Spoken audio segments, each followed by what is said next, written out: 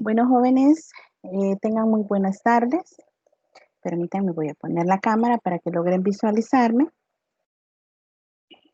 Buenas tardes. En esta ocasión, soy la persona que los va a estar guiando en ese proceso de aprendizaje. Mi nombre es Yasmín Quinteros, soy licenciada en psicología, graduada en nuestra alma mater, y es para mí un placer el poder iniciar con ese nuevo grupo. Igual manera, ¿verdad? Pues darles la bienvenida y agradecerles a cada uno el haber ingresado de manera oportuna a la clase. Se les han subido diferentes materiales y pues me gustaría saber si ustedes han leído el contenido. ¿Quiénes han leído el contenido? Séanme sinceros, no hay problema si me dicen, mire, Lick, no hemos leído. Bueno, De mi parte no he leído, licenciado. ok, no Yo han leído. solo he leído lo referente al constructivismo. Ah, ok. ¿Podría decirnos algo de lo que ha comprendido de lo que es el constructivismo? Bueno, puedo decir que el constructivismo es el aprendizaje en el cual tomamos en cuenta lo que hemos aprendido en el pasado y lo que estamos por aprender con una guía en el futuro. Y ahí en todas las ponencias hay 3 exponentes que son Piaget, Vygotsky y el otro Brunner, parece que es Sí. el otro personaje, que cada uno tiene su punto de vista. En general, Piaget, por ejemplo, resalta que el aprendizaje se va desarrollando poco a poco y así él divide en etapas el desarrollo del ser humano. Entonces él da un concepto de que el aprendizaje se va dando cada quien a medida se va desarrollando. Entonces dice de lo de interior hacia el exterior, ¿verdad? Vygotsky hace otra diferencia que él dice que es al revés, ¿verdad? De lo social hacia lo interior. Entonces él en cierta forma, en generalidad, acepta conceptos de Piaget, pero le agrega que el aprendizaje está basado bastante en nuestro entorno, en lo que es la sociedad, cómo influye en lo que es el aprendizaje, porque así como vemos desde pequeñito, nuestros padres nos van guiando poco a poco y vamos aprendiendo de acuerdo a lo que nos van guiando. Gracias, Luis. Muy buen aporte el que nos acaba de brindar. ¿Alguien más quiere darnos otro aporte de lo que ha leído del material? Hola, buenas tardes. Yo he leído muy poco, la verdad, pero sí podría decir que leí lo de las teorías cognitivas del aprendizaje, lo que corresponde a Jean Piaget. Yo de hecho hacía un dibujito y decía, este es el niño Jean Piaget, entonces viene una parte que son las predisposiciones biológicas, la herencia, ¿verdad? Y a eso en el camino el niño Piaget va teniendo las experiencias. Cuando estas se mezclan, se juntan, es donde va surgiendo el conocimiento o el aprendizaje dentro de las actividades. Entonces, pues por ahí voy iniciando, creo, la lectura. Excelente, gracias Sandra, muy finos por participar. Vamos a... Una consulta, licenciada, ¿por qué medio le vamos a enviar la fotografía? Me lo pueden mandar a través de WhatsApp. Gracias por acordarme, hoy hay más compañeros. Les contaba de que se nos está pidiendo apoyo por parte de coordinación para que nos tomemos una fotografía recibiendo la clase. Si hay alguien en su casa que le pueda tomar la fotografía, que se vea que usted está recibiendo la clase y pues puede ver la cámara o puede estar viendo directamente a la pantalla y que nos hagan llegar a través de WhatsApp. Entonces, les invito a que nos hagan llegar esa fotografía para luego subirlo a lo que es a la página principal de la facultad. Bueno. Vamos, la agenda de este día, los temas a desarrollar, bueno, las construcciones de Piaget, la parte sociocultural de Vygotsky, la parte de Jeremy Brunner y la guía de ensayo. ¿Ustedes han leído las orientaciones académicas? ¿Alguno leyó las orientaciones académicas? Sí, estuve leyéndola. Sí. ¿Tienen algunas dudas en cuanto a algún contenido en específico que sea ahí?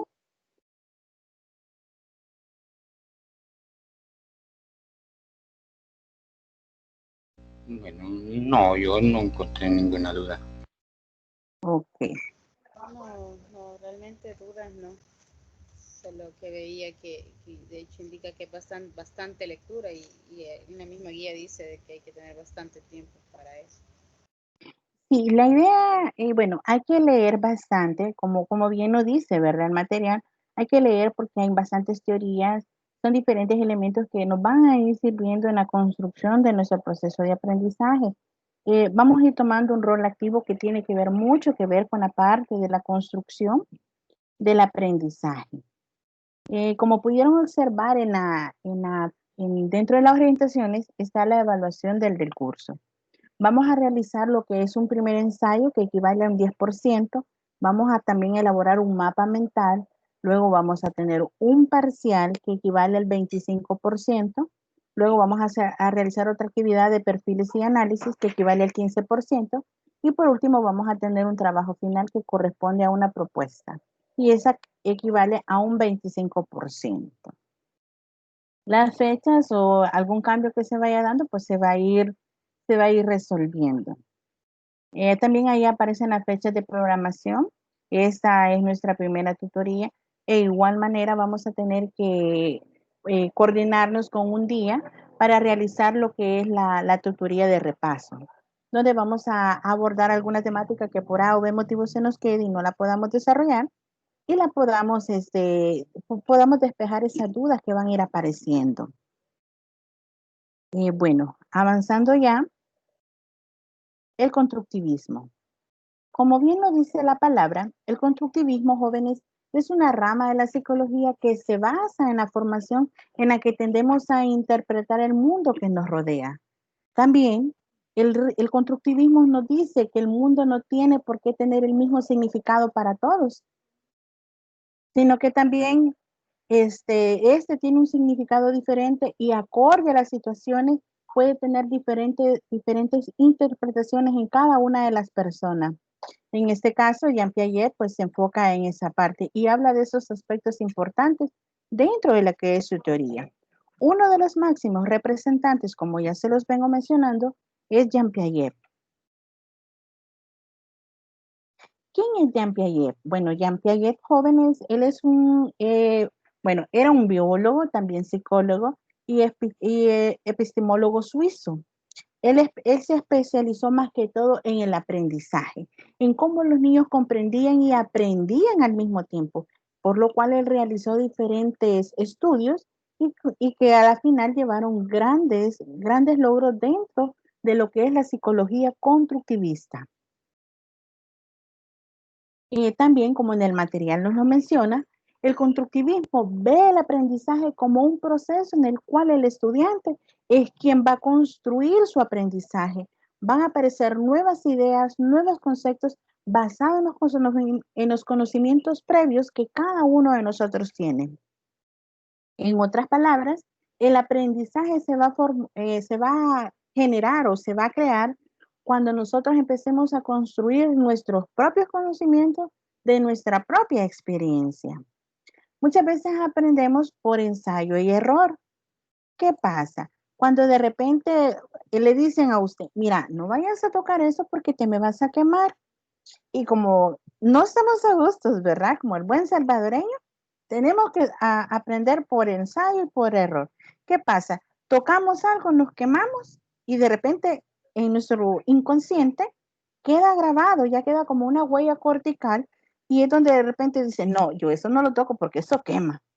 O mira, ten cuidado porque eso te puede agarrar corriente. Cuando muchas veces no sabemos algo, entonces aprendemos a través del ensayo y el error. Entonces va generando un conocimiento previo que pasa al siguiente nivel, que es la asimilación y la acomodación. Puede que en el momento se dé un desequilibrio porque no sé lo que me va a causar. En cuanto al aprendizaje, se genera un desequilibrio cognitivo. ¿Por qué me va a decir? Pero mire, ¿por qué se genera un desequilibrio? Porque usted ya tiene un conocimiento previo, pero le vamos agregando algo más. Un ejemplo de ellos, las matemáticas. Cuando estábamos bien chiquititos, pudiendo decir así como el día de ayer, ¿verdad? Decimos, a mí me enseñaron a sumar, a restar, a dividir, a multiplicar. Ah, ojo, pero empezaron con actividades muy pequeñas. Por ejemplo, cuando empecé a sumar era 1 más 1, 2 más 2, 3 más 3, pero de repente empezaron, ¿verdad? 20 más 30, 20 más 100, 500 más 40. Entonces, las cantidades fueron subiendo. ¿Qué generó? Un desequilibrio, pero ¿qué pasó? Se dio una adaptación, se dio una acomodación y luego se da la asimilación. Entonces, mi cerebro empieza a generar todos esos esquemas de conocimientos y asocia con el conocimiento previo que yo ya tengo de, de los números, por decir algo. No sé si hay dudas en cuanto a ello. No sé si tienen dudas, jóvenes. No, licenciada, todo claro. Todo bien. Todo Ok. bien ahorita. Ok. Si sienten que voy muy rápido, díganme, lic, entonces no se nos emocione, por favor. Oigan, porque me encanta esta materia y créanme que me apropio tanto de ella y entonces empiezo a hablar. Quizás en algún momento me digan, lic, pero eso no está en el material. Entonces sería como un aporte extra que se esté dando a la clase. ¿Estamos? Ok, entonces, para mencionar, tengo este ejemplo que les he puesto del desequilibramiento cognitivo, que tiene que ver con la parte de los esquemas mentales que cada uno de nosotros tiene. E igual se van sumando o se van aunando a los conocimientos previos que ya tengo. En ningún momento el conocimiento va a desaparecer, sino todo al contrario. El conocimiento va a permitir generar nuevos conocimientos y eso es lo que genera un nuevo equilibrio cognitivo. Entonces empiezo a estructurar en mi cerebro de manera inconsciente porque no estoy diciendo, voy a hacer una asimilación, voy a hacer una conversión y esto me va a generar un equilibrio. No, nada que ver. Es un proceso que se da de manera inconsciente en cada uno de nosotros. Por ejemplo, ahorita se está dando este proceso, la asimilación y la acomodación. La licenciada les está hablando de las teorías constructivistas. Los que ya habían leído ya había un conocimiento previo. Ahora, con la explicación, se está reestructurando, se está regenerando un nuevo esquema y es así como se va a dar la asimilación, la acomodación y el equilibrio y esto me va a permitir a mí posteriormente expresar lo ya aprendido y es cuando ya me apropio del conocimiento en sí. También el constructivismo pues se da dentro de los diferentes salones de clase, pues como sabemos es ahí donde más entra en juego este papel. El constructivismo es un modelo educativo donde ustedes como estudiantes son los principales actores, donde ustedes van a darle esa importancia al aprendizaje, ya que ya que su rol es más activo, por ende van a obtener mayor conocimiento. Entonces se empieza a dar una relación de la información nueva con la que ya poseen y así es como es como se va dando esa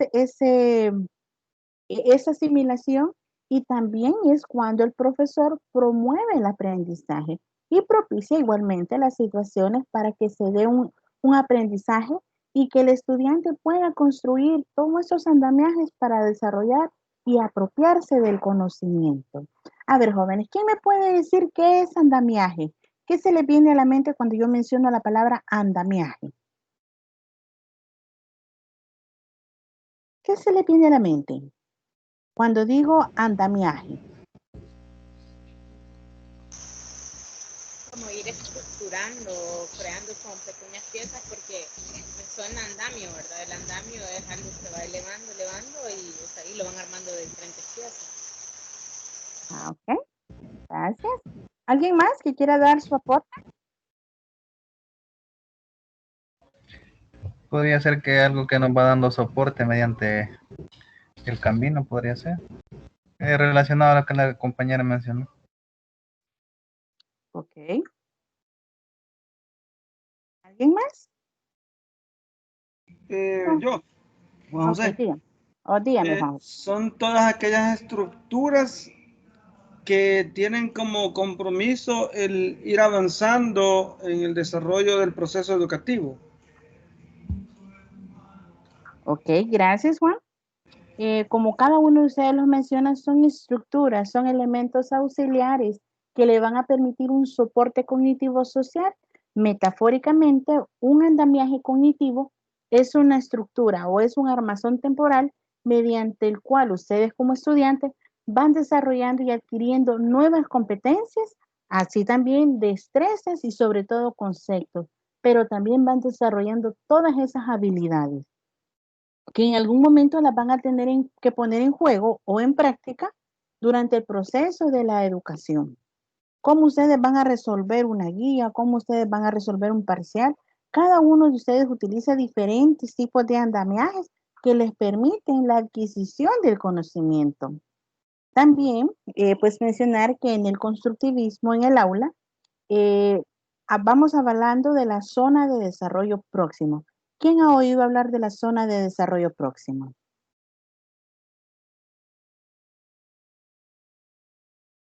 ¿Quién ha oído hablar de ella?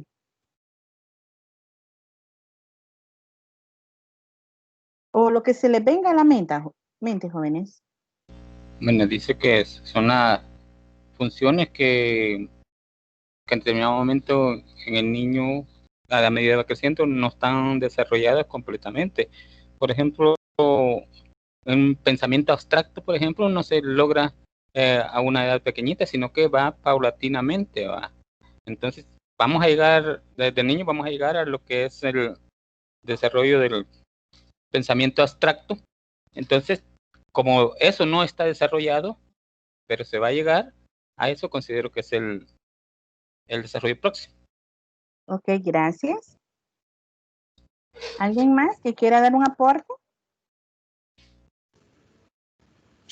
Quizás se puede ver también como el apoyo que se le da de un adulto, docente o algo al niño o estudiante para poder como reforzar ese aprendizaje, que de ahí tome un poco la referencia y que pueda asimilar un poco el conocimiento o la información que está recibiendo. Ok, excelente, Olga, gracias. Fue muy acertado lo que nos está diciendo. Bueno, la zona de desarrollo próximo o proximal es un concepto creado por Vygotsky, pero de él vamos a hablar un poquito más adelante. Entonces, cuando hablamos de la zona de desarrollo próximo, estamos hablando de lo que el estudiante sabe, las habilidades que va utilizando o las destrezas que empieza a dominar, más lo que no sabe. Ahorita lo vamos a dejar hasta ahí. Más adelante lo vamos a abordar ya propiamente en la parte de Vygotsky. Y acá en la presentación ustedes pueden visualizar que nos menciona de que es un enfoque que explica la estructuración significativa de las expectativas o de las conceptualizaciones para aprender. Aquí existen diferentes elementos. Por ejemplo, empezamos a hablar de lo que es la enseñanza. Empezamos a hablar de la enseñanza. Permítame, no sé qué pasó, pero se movió. Hablamos de la enseñanza y es la ayuda en el proceso del aprendizaje. Y el aprendizaje, una reestructuración de esquemas de conocimiento. Lo que estábamos mencionando, lo que ya sabemos, conocimientos previos, no se concibe aisladamente. Entonces el aprendizaje va en conjunto con diferentes elementos dentro del entorno del aula. Y entre ellos mencionamos el papel que ustedes tienen como alumnos, que definitivamente debe ser un rol muy activo. Nadie va a aprender por nadie. Por ejemplo, Olga no va a aprender por Milton. Milton no va a aprender por Sandra. Sandra no va a responder por Roxana. Guadalupe no va a responder por mi persona. Y así sucesivamente les puedo ir poniendo una serie de ejemplos donde ustedes van a ir viendo que realmente deben de mantener ese rol activo. Si ustedes no leen los materiales, ¿qué creen que va a pasar? ¿Creen que por arte de magia va a aparecer ahí la información? Pues no. Depende también de la escucha activa que ustedes tengan y pueden hablar con otros compañeros, pueden generar aprendizaje. Y entonces también se ve implícito el papel del profesor, el docente, el tutor, como ustedes lo quieran llamar. Entonces, recuerden que el papel del profesor o tutor se vuelve un facilitador, es un guía. Él les permite o les ofrece a ustedes una activación de los diferentes conocimientos. También tiene mucho que ver la parte ambiental del aprendizaje. Acá estamos viendo cuando se centra un guión que nos tenemos que aprender. Además también del clima de la relación afectiva y emocional. Ojo, esto tiene mucho que ver, jóvenes, dentro del constructivismo en el aula. Puede que yo esté muy motivada, puede que yo esté muy enérgica y decir, no, pues hoy tengo mi primer tutoría, yo voy con toda esta clase, voy a leer los materiales, voy aquí. Pero conforme vaya pasando el proceso, puede que se sienta desmotivado. Ojo, yo no quiero decir que esto va a pasar, pero, pero existen diferentes variables. Por ejemplo, no podemos aislar los problemas personales que cada uno de nosotros tiene. A eso sumémosle las preocupaciones. Aquellos que ya son padres, aquellas que ya son madres, están haciendo un doble rol, un doble juego. Entonces, ¿qué pasa? Puede que yo esté aquí en clase, pero mi cabecita esté en otro lado porque estoy preocupada porque mi hijo o por mi hija tiene un problema, ya sea de salud o ya sea de otro índole. Pero entonces, existen variables que nosotros como tal no podemos manejar como docentes, pero más sin embargo, tenemos esa facilidad de poderles apoyar, de ayudarles. No económicamente, claro, está, ¿verdad? Pero podemos ayudarles dándoles prórrogas en tiempos, se habla con coordinación, o sea, es otro tipo de ayuda el que se les puede ayudar para que ustedes no vayan dejando sus estudios, porque de repente, miren, ¿y qué pasó con el alumno tal? Ya no apareció, pero nadie sabe qué realmente pasó o por qué se retiró. Entonces son variables o elementos que nosotros no podemos manejar como tal. Así que tiene mucho que ver toda esta relación. Ahora bien, espérenme que no sé qué le pasa a esta cosita. Ok, entonces acá se da la famosa triada, el docente, la motivación y el estudiante. La motivación siempre es un elemento que va a estar implícito dentro de la educación. Ah, si el maestro viene como que guardián y de repente todos serios jóvenes ya leyeron, ¿verdad? Entonces así imponente, créeme, no va a haber ningún tipo de motivación. No va a haber esa empatía que tanto necesitamos. Entonces, hay que fomentar el desarrollo de la práctica de los procesos cognitivos. Hay que informar a los estudiantes. Hay que volver esta actividad atractiva, motivadora, estimulante para cada uno de ustedes. Porque de repente puede que la licenciada tenga un gran vozarrón o puede que tenga una vocecita de ardillita o sea demasiado suave la voz. A ver, jóvenes, ¿alguien me está moviendo las presentaciones o no sé qué es lo que está pasando?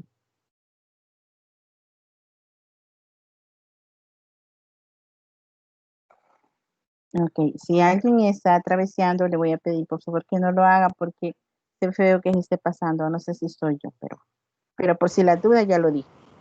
Yo ahorita veo la que dice docentes, estudiantes y motivación. No sé si esa es la que Ok. está actual. Esa es la que acabo de regresar porque ya se había pasado a la anterior. Pero Ah, igual, bueno, continuemos.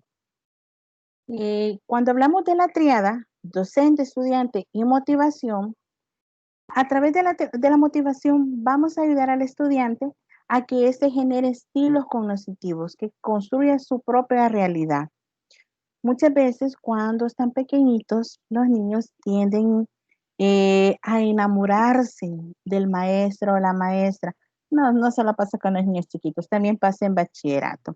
En algún momento de nuestra vida hubo un maestro o una maestra que nos llamó demasiado la atención y siempre queríamos lucirnos con él o con ella. Me imagino que a más de alguno de ustedes le pasó. Yo en mi caso, pues yo levanto la mano y yo digo, sí, a mí me gusta un profesor de francés que yo tuve en bachillerato, pero cosas de adolescente. Me imagino que a ustedes en algún momento o quizás no les pasó o quizás sí les pasó. Y muchas veces por pena mejor decimos, no, a mí no me pasó eso. Pero como les repito, es cosa de cada quien. Cuando sentimos esa empatía hacia ese maestro, tratamos de lucirnos lo más que podemos. tratamos de sobresalir dentro de ese grupo para que ese maestro o esa maestra se dé cuenta que aquí estoy, ¿verdad? Aquí estoy yo, míreme, hello. Entonces, hay motivaciones muy diferentes. Una motivación porque yo quiero ser el mejor del aula, una motivación porque me gusta o siento alguna empatía con el maestro o la maestra. Y entonces yo quiero ser la mejor estudiante. Y pues no está mal, pero realmente es parte de las motivaciones dentro del proceso de aprendizaje.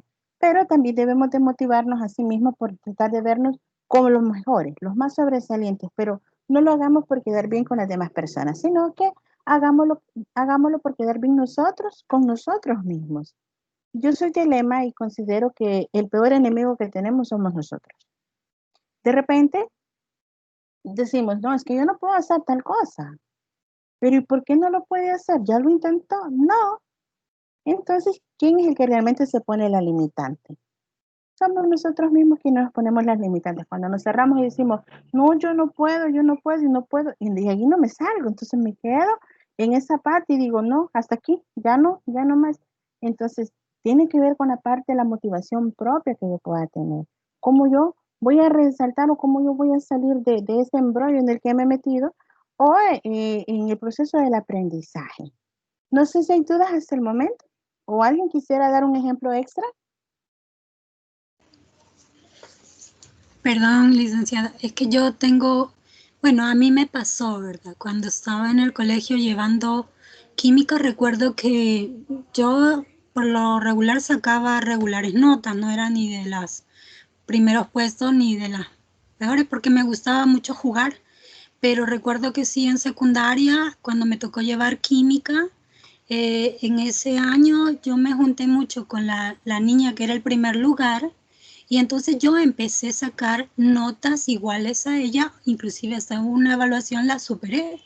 Pero entonces ahí creo que también actuó la parte de cómo uno se ve frente a los demás, ¿verdad? Y le dedica más con esa motivación, porque yo la veía a ella que estudiaba tanto y bueno, creo que también me puse ahí a estudiar, le dediqué y saqué mejores notas. Entonces creo que a veces es eso, buscar esa motivación para que a uno le guste más las cosas y pueda como desarrollar ese gusto por la asignatura, tanto la materia como los compañeros, ¿verdad? Porque también hay de todo en una clase.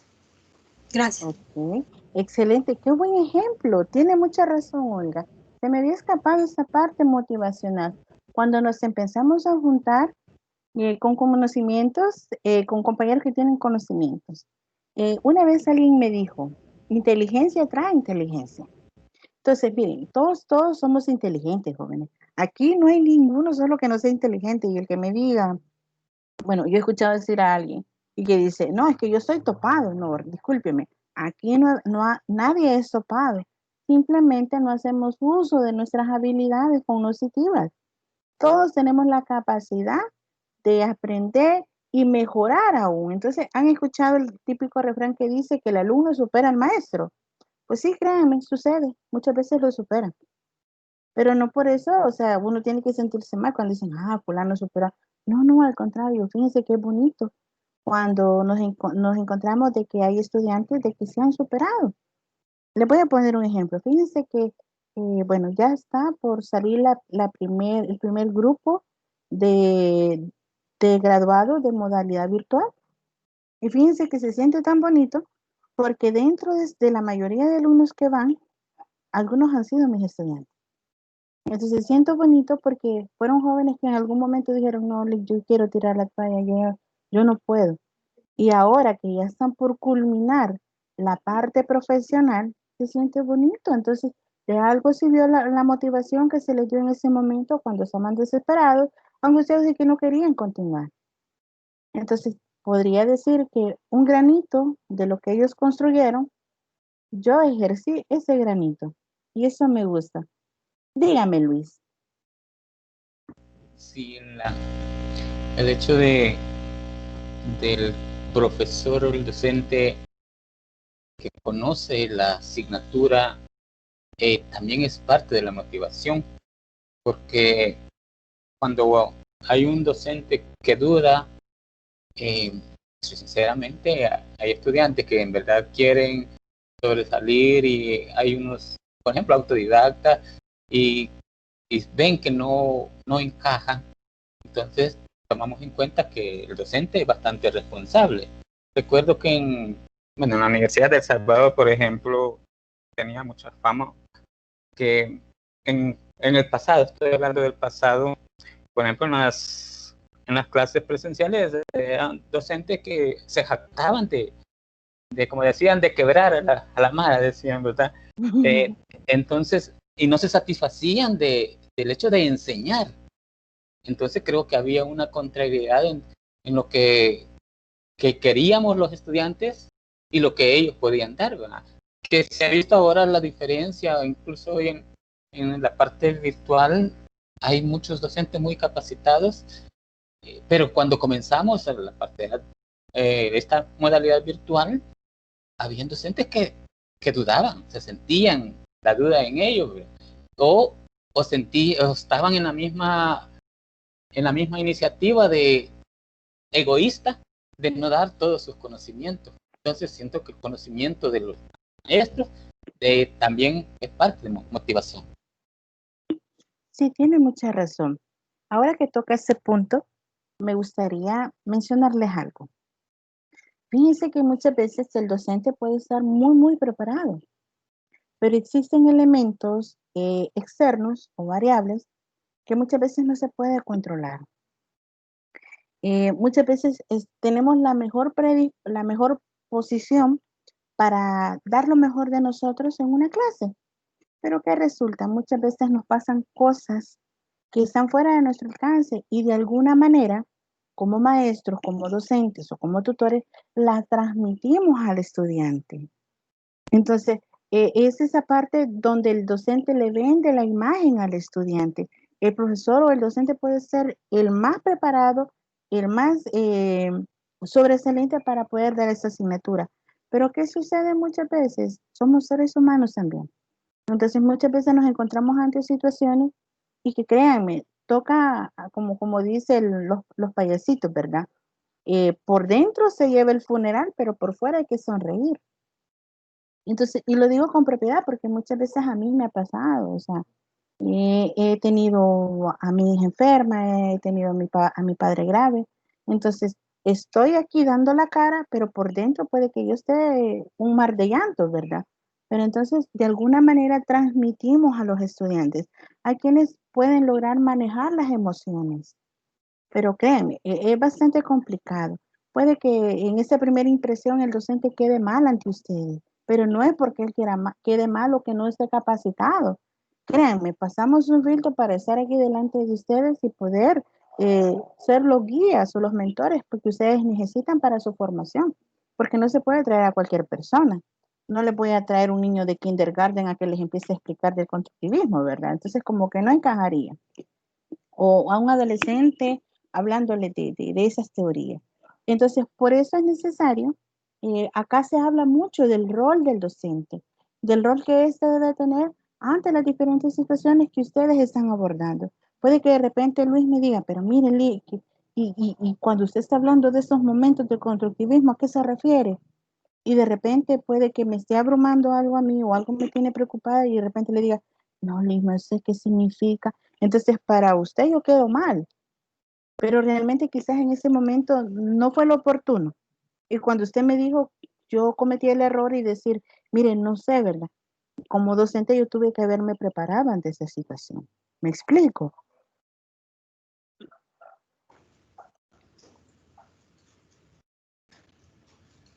Sí, pero cuando me refiero a que el conocimiento del maestro es motivador, por ejemplo, en nuestra vida estudiantil tenemos profesores que los recordamos, no por el hecho de que les gustaba, se enamoraban, no, simplemente se recuerdan porque eran unos buenos maestros que sus conocimientos lo daban sin egoísmo. Entonces, esa entrega de los conocimientos, eso se valora. Entonces, si recordamos tantos maestros y decimos, estos eran buenos maestros, y cada uno ha de recordar uno o dos maestros que los considera buenos, porque le enseñó valores, porque le enseñó la forma de resolver problemas, por infinidad de cosas, pero que el hecho es el acompañar a un alumno es bastante importante. Tiene toda la razón, Luis. Es muy importante el acompañamiento. Yo hablo mucho de lo que es la empatía con ustedes, los estudiantes. El afán de nosotros no es venir aquí y decir, como dicen los estudiantes, no, este licenciado, esta licenciada me quiere clavar, ¿verdad? No, nada que ver. Yo en ese aspecto soy muy diferente. A mí me gusta enseñarles que aprendan, porque quiero que atesoren esa materia. Créanme, es demasiado bonita y les va a dar la pauta para que ustedes puedan entender en futuras ocasiones a los estudiantes que ustedes puedan tener bajo su cargo. Dígame, Olga. Perdón, sí, lo que pasa es que concuerdo con el compañero Luis porque no hace mucho, inclusive el año pasado, dentro de la carrera, a mí me tocó vivir una experiencia en el que pues para mí el docente enseña muy bien, tiene de repente algunas clases donde yo reconozco que es un buen docente, pero de repente salen con algunas frases o cosas haciéndonos sentir como que ellos son superiores y entonces uno como que empieza a derrumbarse, ¿verdad? Ese concepto que había creado de la persona, ¿verdad? Y empieza como a desmotivarse. Porque, por ejemplo, en un examen parcial, ¿cómo un docente puede decir, no, de aquí solo van a pasar 2, el resto los voy a ver el próximo ciclo? Entonces, son cositas que a veces pudo haber estado enojado el docente o no sé qué, pero de una u otra manera, al tratar con personas, son frases que de repente pueden llegar a algún estudiante que es más susceptible en sus emociones y afectarlo en esa motivación. Entonces yo creo que pues es muy importante que el docente tenga claro eso, ¿verdad? Y que si tanto es esa pasión, como dice, a veces, como usted habla de ser el payasito que siempre va a estar sonriendo, pero somos seres humanos y también las personas a las que les está enseñando, pues es una forma de compartirle, ¿verdad? Y de decirle, miren, chicos, yo no conozco de este tema, lo vamos a investigar y la próxima clase lo vamos a ver.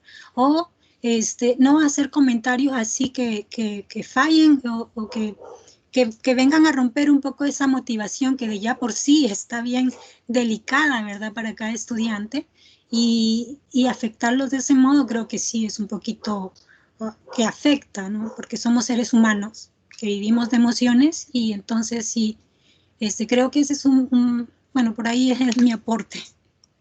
Ok, no, estoy totalmente de acuerdo. Existen muchos maestros que muchas veces les falta la ética profesional. Yo no puedo hablar por demás compañeros, pero sí, yo he tenido maestros que no han sido éticos al momento de pasar alguna situación. Pero igual, jóvenes, el docente debe tener esa parte motivacional, debe relacionar las relaciones intrínsecas y las extrínsecas, debe motivar, darles autovalía a ustedes como estudiantes. Yo estoy clara que en el camino pues se van a encontrar con diferentes tipos de tutores, maestros. Yo no puedo hablar por ellos, pero más sin embargo puedo hablar por mí. Y decirles pues que para mí la ética es muy importante en el proceso de enseñanza. Me gusta enseñar y replicar a algunos docentes como me enseñaron a mí, con esa pasión, con esa entrega, como ustedes lo mencionan. Yo sé que no es nada fácil y es bastante complicado, créanme, es bastante complicado, pero no es difícil.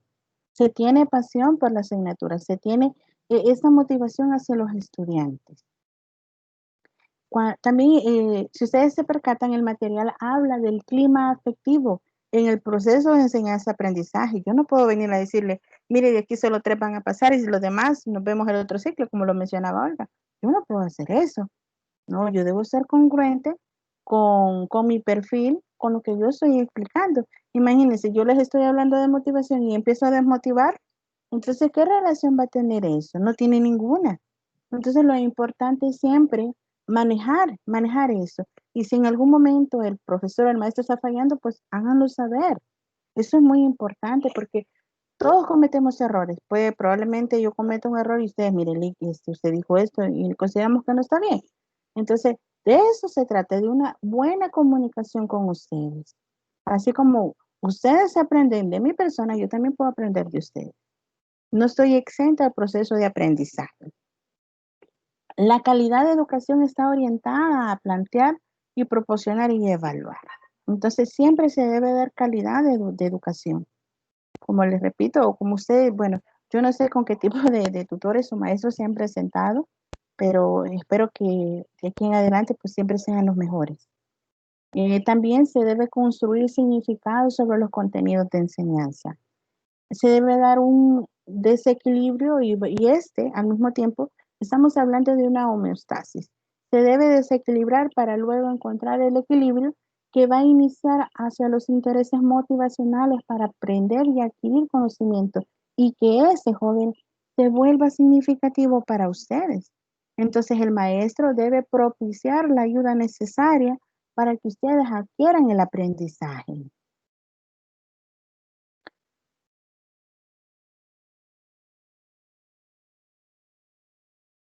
El alumno debe tener un rol activo, así como ustedes lo están teniendo ahora. Y es bueno que lo expresen su sentir, nunca se queden callados con algo con lo cual ustedes consideran de que no es justo. Entonces deben de tener un rol activo y eso significa que van a interactuar con su mejor realidad. Entonces, esto puede generar su mejor entorno. Esa realidad va a variar de persona, de cada uno de los estudiantes, va a variar por los intereses, las capacidades que ustedes tengan en su proceso de formación. La enseñanza también tiene un papel ideológicamente social, por lo cual determina la conveniencia de tomar decisiones. Así como mencionó Olga, ella se unió con otra compañera que era muy buena para estudiar, entonces la interacción social que tuvo al final le benefició en el proceso de aprendizaje. Los contenidos de enseñanza son el reflejo de una concepción social. Entonces, acá estamos hablando de lo que es una evaluación procedimental y actitudinal. ¿Cómo esto va a incidir en mí? ¿Cómo yo voy a reflejar en mi aprendizaje? A partir de lo que sabes, se puede llegar al conocimiento y al mismo tiempo adquirir nuevos conocimientos. Debe haber un reajuste de manera constante. Entonces, debemos ir ajustando toda esa información que vamos recibiendo, cómo la vamos procesando, cómo la vamos almacenando, si va quedando en nuestra memoria de a corto plazo o a largo plazo, o simplemente la utilizamos en un tipo de memoria de trabajo. Cuando hablo de memoria de trabajo es la memoria que estamos haciendo ahorita. La ley que está hablando del rol de los maestros y el papel que deben tener los alumnos. Esa sería mi memoria de trabajo. Mi memoria a corto plazo sería la que yo puedo hablar más noche con una compañera y decirle, mira, fíjate que la licenciada habló de eso, esto y eso. Ahí estoy hablando de memoria a corto plazo. Memoria un poco a largo plazo sería la siguiente tutoría y yo de repente les pregunte, jóvenes, ¿se recuerdan lo que hablamos de Brunner? ¿Se recuerdan lo que dijimos de Vygotsky? ¿Se recuerdan que hablamos de la zona de desarrollo próximo del constructivismo? Entonces ahí empezamos a hacer ya memoria un poco a largo plazo. La experiencia significativa que cada uno tiene va a generar los mecanismos de aprendizaje. Entonces, si para mí la experiencia del aprendizaje se vuelve muy significativa, entonces realmente yo voy a estar adquiriendo ese aprendizaje. El maestro debe promover que el alumno construya conocimientos y que estos se vuelvan relevantes para él. No necesariamente, miren jóvenes, lean la guía, lean eso, no. Se trata de que cada uno de ustedes asimile, haga ese proceso de asimilación y acomodación para que posteriormente ustedes vengan y repliquen el conocimiento adquirido. Y no necesariamente se debe ser textual, sino que debe ser con sus propias palabras, ¿qué comprendieron del contenido?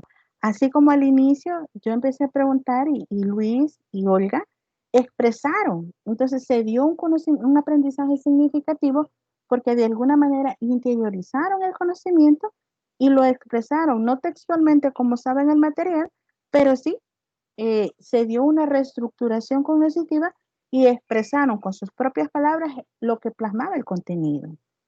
Entonces, ese es un ejemplo de cómo se dio ese proceso de asimilación, acomodación y se replicó. También, bueno, acá aparecen varios de los tutores varios de los autores que tienen que ver con el constructivismo. En este caso estamos mencionando a Piaget, más adelante vamos a abordar a Vygotsky, pero más sin embargo también está Ausubel, que son de los pioneros de las teorías del aprendizaje. Y también hablan de la relación que hay entre alumno-docente y cómo se va a construir el aprendizaje en cada uno de ustedes. Ahora bien, la teoría del desarrollo cognitivo de Piaget tiene esta parte. Ven, si ustedes logran asociar y personalizar el esquema, aparece la adaptación, los procesos y cuáles son los procesos que participan en la adaptación del conocimiento. Pues obvio, son asimilación y acomodación. La asimilación es el proceso por el que la persona o el estudiante va a interpretar la información que proviene de su entorno social. La acomodación, estamos hablando de esos esquemas existentes dentro de nuestro cerebro y que se van alojando y van a responder a una situación nueva. Entonces también aquí se da asimilación y la reinterpretación de todo ese bagaje de conocimiento que estamos adquiriendo. Y posteriormente pues ya se da lo que es en sí todo el proceso de adaptación. También hay un proceso de desequilibramiento, pero ya eso yo se los había explicado en qué consistía.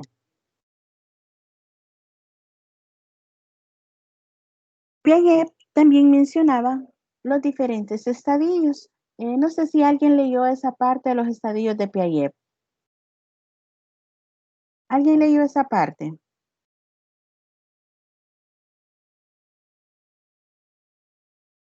¿Jóvenes?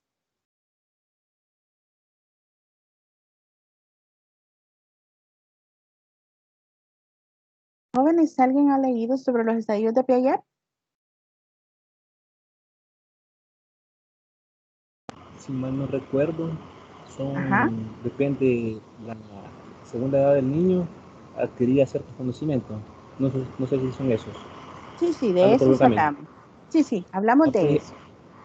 Aparte de que cuando el niño es un infante, adquiría, así como nosotros decimos, el conocimiento como que es una esponja, que todo lo que él mira lo absorbe. Y ese creo que era el primer estadio. El segundo creo que lo adquiría en la adolescencia o por los 10 años, no recuerdo muy bien. Creo que solo eso, más o menos, sé de los estadios. Ok. Y gracias, Carlos. Bueno, los estadios de Piaget, como ustedes ven, ¿logran visualizar la diapositiva? Sí. Sí. Ok. Cuando Piaget habla de los estadios, esos tienen que ver con los procesos que los niños tienen. Licenciada, Dígame. yo me he quedado en la presentación que dice estudiante, docente, motivación, no ha cambiado. No sé si usted ya está proyectando otra, pero yo estoy viendo esa que dice estudiante, docente, motivación. No, estoy proyectando otra donde están ya los estadios de Piaget. Sí, de Alguien, los estadios veo yo. los de los estadios. Sí, hace un rato cambió. Igual yo también veo el primer periodo de etapa sensorio-motora, es la que estoy viendo. Sí, esa es la de los estadios. Tendría que quizás salir y volver a entrar para que no le dé error o no sé si se le ha desactualizado. Sí, sí, voy a refrescar a ver si me actualiza. Gracias. Por favor, vale. Eh, Miren, cabe destacar que cada niño sigue su propio proceso de aprendizaje y el desarrollo por las etapas pueden experimentar ligeras variaciones de las edades indicadas que cada uno tiene por las diferentes aproximaciones. En el primer estadio, que comprende la primera etapa que tiene que ver con la parte sensorial-motriz, esta abarca el periodo de 0 a 2 años. Acá el pensamiento del niño no es algo complejo, sino que él aprende a través de los sentidos sensoriales. En este caso, las manos, la boca, él toca, él observa, él escucha, pero todavía no hay un pensamiento concreto que el niño pueda tener. Más sin embargo, cuando todas las estimulaciones, si se percatan, los niños todo quieren llevarse a la boca. Tan chiquitos y todo va para la boca. ¿Por qué? Porque ellos encuentran placer cuando ellos se introducen algo a la boca. Dentro de nuestros labios hay terminaciones nerviosas. Entonces los niños, el dedo a la boca. el dedo en la boca para muchos niños puede detonar lo que es seguridad, estabilidad. Si se percata, no sé si han visto videos de cuando el bebé está dentro del útero, muchos bebés salen succionándose el dedo. Entonces, es parte de lo que le genera seguridad, su zona de confort. Pero también tenemos la etapa preoperacional. Acá los niños aprenden símbolos por símbolos. Le decimos a un niño, el sol, le enseñamos el sol, la luna, las estrellas. Entonces, ¿qué hace el niño? Replica o trata de dibujar el sol y le hace ahí los palitos, la ruedita, ojitos, naricita, boquita y lo hace sonriendo. También esto va a depender del estado de ánimo que el menor tenga para poder dibujarles. Entonces, normalmente los niños dibujan el sol alegre. La luna también la dibujan alegre. Acá también se da la etapa del egocentrismo, es decir, que el niño considera que todo gira a su alrededor. Aquí él se considera el centro de atención y todo mundo gira alrededor de él. Mamá gira alrededor de él, los hermanos alrededor de él, papá y mamá igual. O sea, los hermanos, todo el mundo gira alrededor de él. Él se siente el centro del universo. Entonces, él hace esa conceptualización. También mencionar que Piaget hace estos 4 estadios debido a las investigaciones que él hace, donde ve que tanto los niños como los adultos conciben el mundo de manera diferente. Entonces, él habla que los pequeños actúan y sienten y que perciben sus procesos mentales y que estos se encuentran en estadios con reglas de juego diferentes, aunque de alguna manera pues son coherentes. Cuando hablamos también de esta etapa que mencionamos que hablan de los símbolos por símbolos, esta etapa preoperacional, que es la segunda, aparecen más juegos. Acá el niño empieza a ganar la capacidad de ponerse en un lugar de los demás, actúa y los juegos para él significan roles ficticios. Muchas veces los niños juegan a que son doctores, a que son bomberos, juegan a que son maestros y tienen una interacción y utilizan objetos de carácter simbólico. Más sin embargo, como aquí lo menciona y ustedes pueden apreciar la presentación, habla de ese egocentrismo que sigue estando muy presente en esta fase, lo cual hace que se dificulten algunas partes del pensamiento y las reflexiones que va a tener este relativamente con el pensamiento abstracto. Además, en esta etapa no se ha logrado hablar de la capacidad para manipular la información. Entonces, el pensamiento todavía está en un proceso de formación y que de alguna manera va siguiendo todas esas normas lógicas para extraer conclusiones formales y válidas. Y también pueden realizar correctamente operaciones mentales complejas, tales como la vida adulta, también el pensamiento mágico basado en asociaciones simples o otras interacciones que ellos tengan y que de alguna manera las van interiorizando y se va dando lo que es la información acerca de cómo funciona el mundo en el cual ellos viven. Entonces es acá donde los niños empiezan a ver todo ese tipo de elementos. Por ejemplo, que si el niño es tratado con amor, con delicadeza, por ende él va a empezar a replicar ese tipo de patrón conductual. Pero si de repente el niño ve que mamá, papá están constantemente peleando y que muchas veces papá agrede a mamá o mamá agrede a papá, entonces van generando esos patrones de conductas y lo ven como algo totalmente normal. Eso es amor. Darse de golpes, entonces el niño concibe erróneamente la palabra o el significado de amor. Muchas veces estamos tan naturalizados y hemos invisibilizado lo que es la violencia y tiende a afectarnos. O muchos dicen, a mí mi papá me daba de golpes, me daba aquí, me hacía acá, me hacía el uno. Pero de alguna manera, y manera inconsciente, eso quedó grabado en nosotros. Y muchas veces repetimos conductas que hemos traído de generación en generación. Ahora bien, en la etapa 3, que tiene que ver con las operaciones concretas, estamos hablando ya de los 7 a los 11 años. Acá ya el joven, ya el estudiante, puede resolver actividades más complejas. Ya empieza a realizar empieza a hacer más uso de la etapa de desarrollo cognitivo. Acá él empieza a usar la lógica para realizar actividades concretas, llega a conclusiones válidas, siempre y cuando éstas tengan que ver con situaciones concretas y no abstractas. Además, también aparece la parte de las categorías para clasificar aspectos de la realidad que se pueden ver notablemente más complejos en esta etapa. Acá empieza a aparecer el estilo del pensamiento, dejando de ser tan marcada la parte egocéntrica que puede tener el niño o la niña.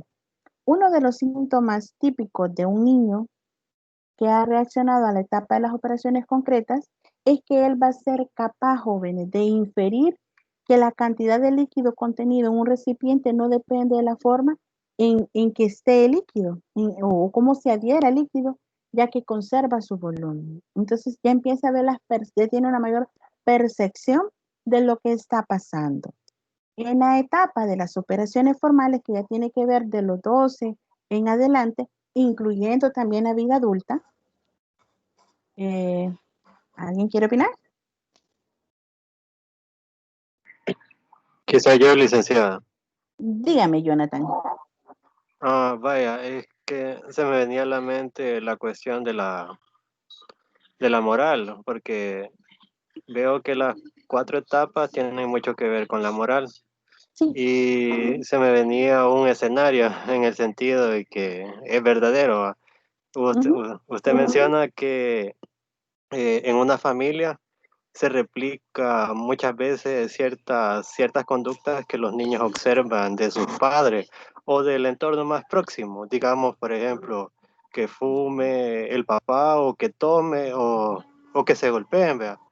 Pero yo he conocido casos de que no necesariamente porque la mamá o el papá fume o tome, no significa que el hijo replique lo mismo, sino que convive siempre con, digamos, ese escenario de inestabilidad, aunque no lo replique.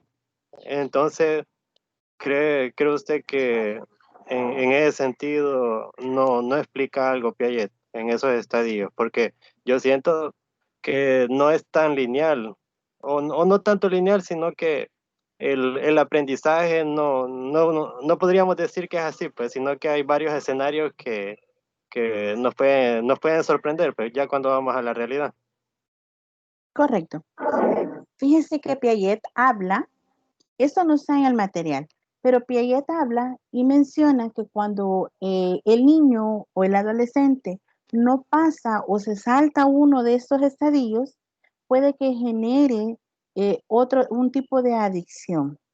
Por ejemplo, él asocia que cuando el niño no pasa acordemente el estadio de la primera etapa, entonces el niño busca el cigarrillo y menciona la parte del alcoholismo.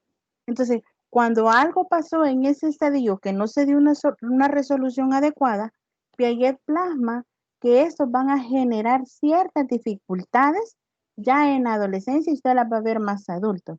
También Piaget habla de que hay un complejo de Edipo y hay un complejo de Electra. Ojo, eso no está en el material, solo es para aclarar la interrogante que me está haciendo.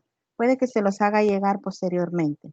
Piaget habla del estadio de Electra y el de Edipo. Muchas veces escuchamos decir tan grande y tan mandilón, siempre detrás de la falda de la mamá. Entonces muchas veces se da ese complejo.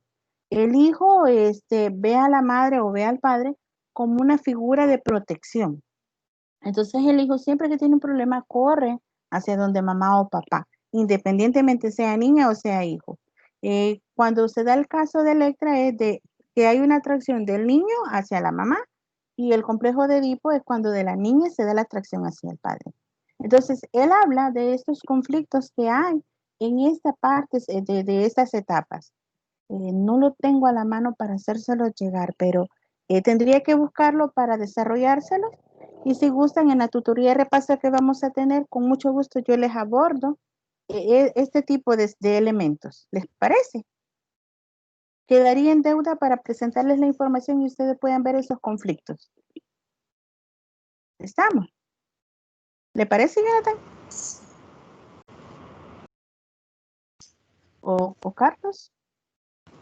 A mí me parece bien que en la tutoría de repaso, pues lo podemos ver. Ok, lo vamos a incluir porque, como les repito, aquí en el material no está qué sucede cuando no se pasa un estadio de estos. Y Sí, muchas está veces bien, Lick. encontramos, ok, Jonathan, Sí. muchas veces encontramos esa Perdón, diferencia. Dígame. perdón, licenciada, es que se me venía a la mente también otro autor que es Alfred Adler.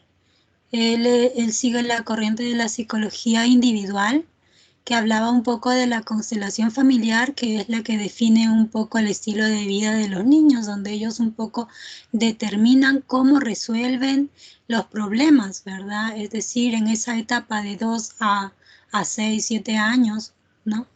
Entonces, yo creo, no sé si estoy mezclando cosas, pero se me venía la idea esa parte. O sea, hay otros enfoques, hay otros que miran esta parte del estadio de otra manera. Sí, correcto, tiene toda la razón. Alfred Adler, él habla, bueno, él era un psicoterapeuta y él abordaba la psicología individual asociado junto con el colaborador que él tenía, que era Sigmund Freud, hablaban de las resoluciones que había. Él hablaba también del complejo de inferioridad o superioridad que puede tener teniendo. Como les mencionaba, o sea, existen diferentes elementos que nos van a ir permitiendo abordar diferentes complejos o diferentes estadios. Para unos podían ser estadios, para otros podían ser etapas. O sea, cada autor tiene diferente explicación a lo que está pasando cada uno en su constructo. En este caso, pues como hemos abordado el constructivismo, que en sí uno de los actores principales es Jean Piaget, por eso es que se ha retomado. Pero como lo menciona Olga, existen otros autores que los abordan de otras maneras. Entonces, voy a procurar recabar la información y plasmárselas para que no solo se casen o se queden con la teoría de Piaget, sino que diferentes pioneros de la psicología la abordan de diferente manera. Ya me quedo comprometida con ustedes para presentárselos el día de la historia de repaso. ¿Les parece? Gracias. Ok, Olga. Bueno, en la tercera etapa, en la cuarta etapa, aparece la etapa operaciones formales. Acá en esta etapa, pues como ya vemos, ya el niño ha crecido, ya no es el adolescente, sino pues que este va mejorando y va cambiando constantemente. Acá vamos viendo de que ya se da un desarrollo más formal, ya aquí las operaciones pues entran ya en las etapas de desarrollo cognitivas propuestas por Piaget y acá aparece desde los 12 hasta ya la vida adulta. Aquí estamos hablando de la capacidad lógica para utilizarlo y llegar a conclusiones abstractas, o sea, que no están ligados a casos concretos que ya hemos experimentado de primera mano. Entonces, a partir de ese momento, la teoría se enfoca en pensar sobre pensar y podemos analizar y manipular deliberadamente esquemas de pensamiento y también podemos utilizar el razonamiento hipotético deductivo. Entonces empezamos a reflexionar, ¿y si hago esto, qué va a pasar? Y si yo me voy por este rumbo, ¿qué puedo tener? Entonces empezamos a ver la magnitud o medimos las ventajas o desventajas que podemos tener ante algún suceso, ante alguna situación que se nos esté presentando. También para ahondar un poco más en los estadios, vamos viendo cómo se van dando los diferentes reflejos. Así que ya a manera de irlo resumiendo, en el primer periodo, que es la etapa sensoromotor, el aprendizaje se da a través de los sentidos. El niño hace un reflejo de marcha, el niño hace un reflejo del cuello, empieza a mover sus manitas, empiezan a darse ciertas contracciones.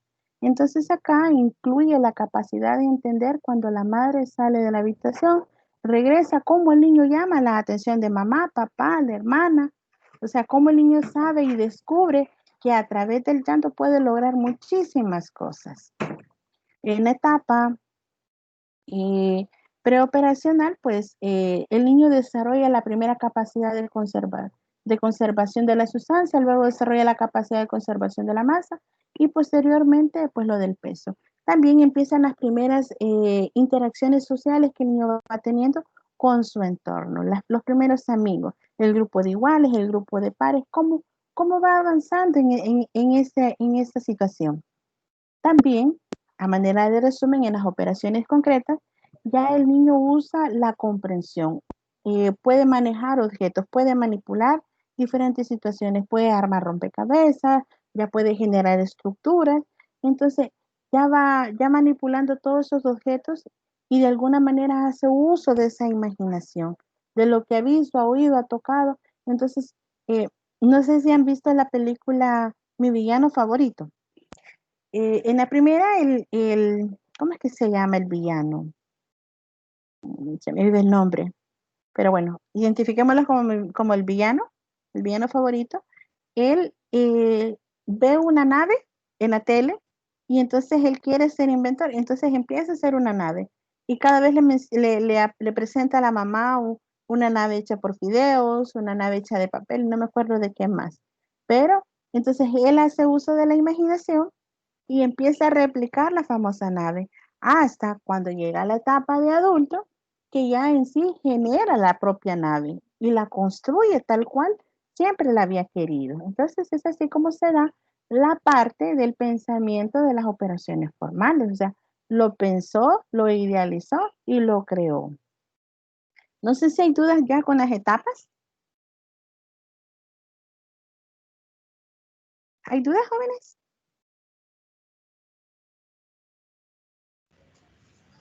Para mí está claro, licenciada. Ok. ¿Alguien más? ¿Estamos claros? Todo claro, Sí, estamos licenciado. claros. Ok. Si tienen dudas, háganmelas saber. Yo con mucho gusto les voy a responder. Bueno, ya en la teoría sociocultural, ya salimos de Piaget, venimos a la parte de Vygotsky. Acá hablamos de las funciones mentales, acá hablamos de las habilidades psicológicas, hablamos también de la zona de desarrollo próximo y de las herramientas del pensamiento y cómo se va a dar esta información. La teoría sociocultural enfatiza la participación activa de los niños en cuanto a su medio, su entorno, cómo ese va a favorecer los diferentes elementos o el conocimiento que este niño va a tener. ¿Cómo se va a desarrollar? ¿Cómo se va a desenvolver en ese entorno? Entonces tenemos como principal, tenemos a Vygotsky, que él habla que esta es una teoría emergente de la psicología y que va viendo cómo se van dando las contribuciones importantes dentro de la sociedad y el mismo desarrollo que va teniendo la persona. Esta teoría destaca, jóvenes, la interacción entre el desarrollo que tienen las personas y la cultura en la que viven. Si se percatan, existen diferentes culturas dentro de un mismo lugar. Por ejemplo, eh, muchas personas a lo que nosotros realmente le llamamos paila, aquí en la capital, en San Salvador, otra gente puede ser ¿qué? Un lugar allá por la Unión, puede, no estoy aseverando, puede que allá una paila sea un huacal. Bueno, déjenme comentarles, si hablamos de cultura. Una ocasión fuimos al lado de Guatemala, en, así a la orilla de calle, me acuerdo que nos detuvimos a tomar un café. Entonces me dieron una tacita de café, un tazón, un jarrito. Entonces compramos quesadilla y nos la dieron en un papel así, no sé cómo le llaman ese papel. Entonces vine yo y le dije a la muchacha que si por favor me prestaba una paila. La muchacha se me quedó viendo sorprendida, pero para mí una paila es un platito chiquito, ¿no? Ya que es donde pongo la taza. Pero la muchacha me llevó un gran guacal. Entonces yo me quedé así como que, no, yo quiero una paila. Y entonces me dijo, esto es una paila. Y entonces yo le dije, ¿cómo le llaman a los platos chiquitos? Entonces solo se sonrió y me dijo, ya se la traigo. Entonces me sentí apenada porque para lo que nosotros puede ser algo normal aquí, un plato hondo, una vasija, ese puede tener otro contenido en otro lugar y no necesariamente fuera del país. También, bueno, ahondar bien ya en lo que es la teoría de Vygotsky, él hablaba de que el trabajo principal que tenía tenía mucho énfasis en lo que era la psicología evolutiva y que eso había servido como base para muchos investigadores y teóricos que posteriormente iban a hablar sobre el desarrollo cognitivo en las últimas décadas. Entonces, por eso es que aparece la teoría sociocultural de Vygotsky y él habla más que todo, jóvenes, de la importancia que tiene el contexto social. La teoría de Vygotsky acentúa el papel fundamental de la interacción que tiene el sujeto con su entorno, en el desarrollo cognitivo que éste va a tener y que éste firmemente, bueno, él creía firmemente que la comunidad o la sociedad juega un rol central en el proceso del significado de las cosas.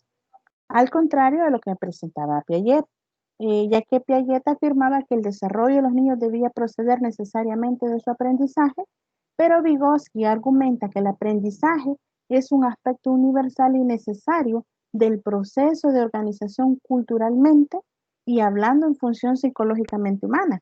En otras palabras, el aprendizaje social viene antes que el desarrollo. El autor Vygotsky desarrolla el acercamiento sociocultural sobre el crecimiento cognitivo.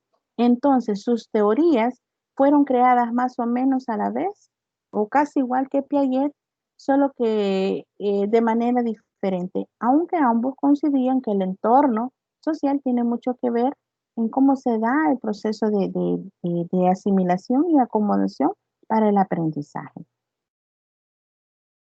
Entonces podemos decir que algunas escrituras están siendo traducidas por el mismo conocimiento que se está dando. Cuando hablamos de escritura, me refiero de que muchas veces los teóricos ponen sus postulados, pero cada uno va teniendo una perfección, van dándole una definición diferente a cada situación que se va a ir presentando. Entonces, como bien lo menciona aquí la presentación, él habla de ese desarrollo, él habla de la interacción y las herramientas que la cultura le va proporcionando para generar el pensamiento. Entonces, esto se lograba mediante tres cosas: el desarrollo real que puede tener la persona, el desarrollo próximo o el andamiaje y el desarrollo potencial que cada uno de nosotros tiene para realizar las situaciones.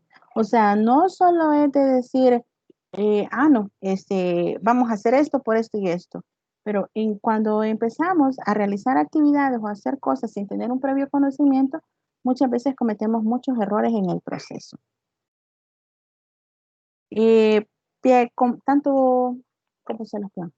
Tanto Piaget como Vygotsky afirmaban ambos que los niños nacen con los materiales y las habilidades básicas para el desarrollo intelectual. Pero también Vygotsky habla de las funciones mentales elementales.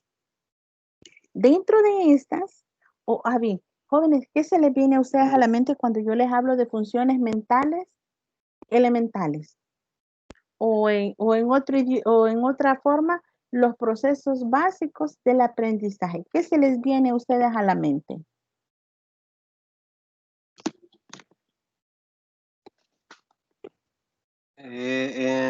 Que si todos tenemos la capacidad de aprender, yo creo que pueden también los locos o los que están diagnosticados de tal manera. Ok, ¿alguien más? Cuando hablamos de ese aspecto, el aprendizaje básico, por ejemplo, el bebé recién nacido busca alimentarse, ¿no? Él innatamente, él aprende solventar esa necesidad, ¿no? Que es algo básico, elemental, que el niño aprende. Aprende también a seguir con la vista a los padres o a las personas que se acercan.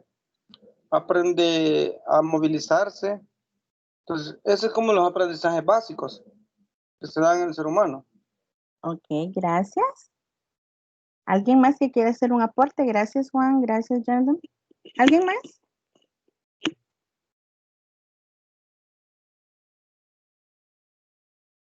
Bueno, cuando hablo de procesos básicos, elementales o procesos o funciones elementales, cuando nos hablan de la parte de buscar el amamantar o el hecho de succión que el niño tiene, nadie le dice que tiene que hacerlo, sino que es algo innato que se hace. Entonces entran acá 4 elementos fundamentales. Entre estos tenemos atención, sensación, percepción y memoria. El niño empieza a hacer uso de la memoria. La percepción que el niño tiene, buscar, comer. La sensación, el placer que tiene al hecho de amamantar. La atención que éste recibe cuando está siendo amamantado. Entonces el niño asocia su atención cuando tiene hambre. Entonces, ¿qué puede hacer el niño? Empieza a llorar, ¿verdad? Cuando el niño se sucio empieza a llorar. Entonces, hay diferentes tipos de llanto que los niños tienen. Entonces, ¿cuál es su percepción? Ah, para tener la atención de mamá o papá voy a llorar. Puede porque esté sucio, puede que esté limpio. Si estoy sucio, mamá me da, me satisface. Entonces se da la sensación de satisfacción. Y en la memoria, pues, va haciendo uso y él reconoce que a través del llanto va obteniendo las diferentes cosas que él quiere. Entonces también tiene que ver mucho la parte de la interacción con el entorno social o sociocultural que éste tiene. Y así sucesivamente se van dando las funciones mentales superiores. Ya cuando hablamos de esas, pues ya vamos hablando de otro tipo de estrategias. Y también se dan los procesos mentales satisfactorios y efectivos. Entonces, en la memoria, poniéndolo como ejemplo, en la memoria de nuestros niños está limitada por factores biológicos, más sin embargo, la cultura joven va a determinar el tipo de estrategia de memoria que nosotros vamos a desarrollar. Tiene mucho que ver cuál es la que yo voy a utilizar, en qué momento la voy a utilizar. En nuestra cultura solemos aprender a tomar notas para ayudar a mejorar nuestra memoria. Pero hay otras sociedades preliterarias que deben utilizar otras estrategias como atar nudos en una cuerda para recordar un número en concreto o repetir en voz alta lo que se quiere recordar. Muchas veces tenemos diferentes estilos de aprendizaje y recordemos, jóvenes, que no todos aprendemos de la misma manera. Puede que Olga aprenda un poco más rápido que Sandra o puede que Sandra aprenda un poco más rápido que Reina y así sucesivamente. El proceso de aprendizaje varía independientemente de cada persona. Y también tiene mucho que ver los tipos de estímulos que se está recibiendo.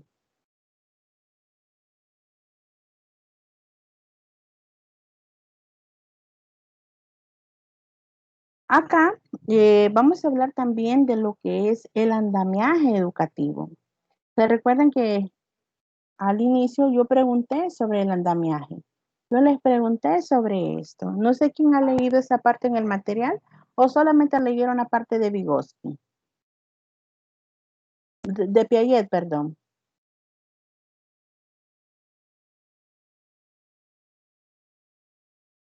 ¿Nadie leyó esa parte?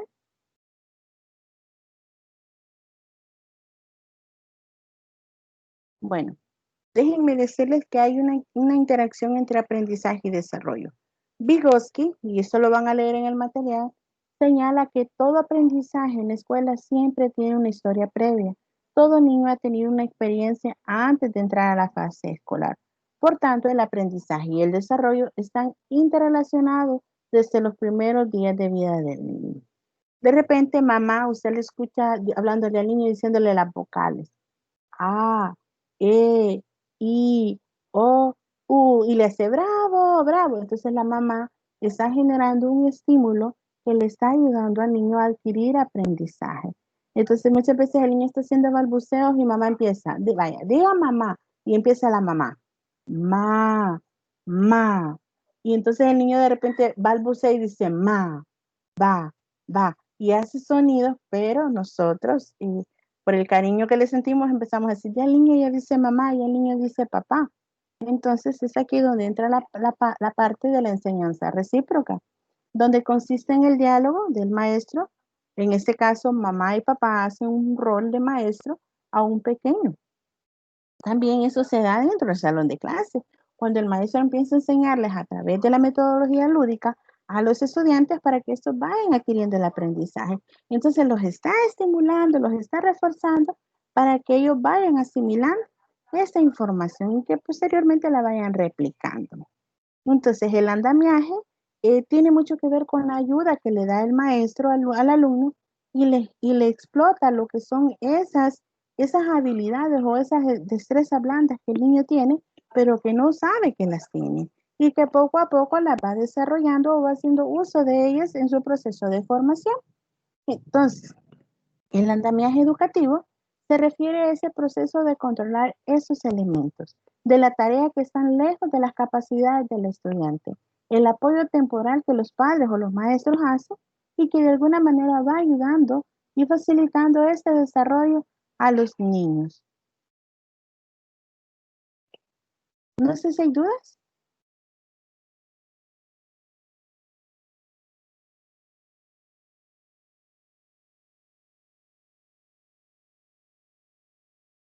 Bueno, para hacer un poco de mención de las funciones mentales, que se me había escapado, las funciones mentales interiores son aquellas con las que nosotros nacemos.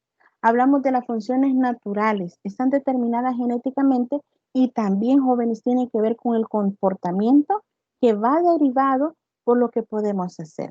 En las funciones mentales superiores, acá es donde hablamos que se adquieren y se desarrollan a través de la interacción social, el entorno, los medios culturales, la mayor interacción social, mayor conocimiento, a más posibilidades de poder actuar, más robustas actividades mentales. Entonces, entre mayor interacción yo vaya teniendo, así van a ser los diferentes procesos de aprendizaje que yo voy a ir adquiriendo y cómo mis memorias y cómo mis funciones mentales superiores se van a ir desarrollando y van a ir incrementando.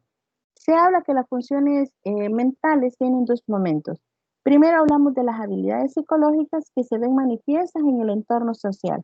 Acá estamos hablando de la parte interpersonal que cada uno tiene. Luego, cómo estas conductas se van manifestando en nuestro entorno o en nuestro ámbito, a manera individual, cómo yo voy a responder ante una situación. En el proceso cultural del niño aparecen dos veces, a escala social y más tarde a escala individual. Entonces, cuando hablamos a dos escalas, primero entre personas, que se da la parte interpersonal, y luego en la parte interna, la parte intrapersonal, cuando el niño empieza a realizar las actividades. Al principio le agarramos hasta la mano para que el niño empiece a hacer los diferentes trazos, pero conforme él va adquiriendo esa habilidad, lo vamos saltando y de repente vemos el niño tratando de hacer el círculo, tratando de ponerle la colita a la, muchas veces lo hacen como U, otras veces lo hacen como palito, pero empiezan a desarrollar esas habilidades. Entonces empezamos a denotar lo que es la zona de desarrollo próximo. Acá, pues, como la misma palabra lo dice, se van incluyendo todas aquellas funciones que van permitiendo el desarrollo, que todavía están en lo mejor de aparecer. Entonces hablamos de aquellas funciones que todavía no han madurado, pero más sin embargo están en un proceso de maduración. ¿Cómo yo empiezo a guiar al niño y poco a poco lo voy soltando cuando él ya ha descubierto que tiene esas habilidades, lo empiezo a soltar y viene el niño y empieza a realizar todas las actividades, el coloreo, por ejemplo en kinder les dejan el repujado, les dejan que para la parte sensoriomotriz les dejan que hagan bolitas, bromitos, que hagan palitos, o sea, hay una infinidad de técnicas que utilizan los docentes para enseñarle a los niños. No sé si hay más dudas. No sé si hay dudas, jóvenes.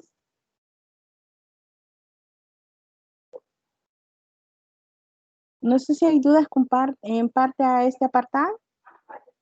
Vamos bien. ¿Les parece interesante la temática? Sí, está bastante interesante. Sí, mucho. Ok, bueno.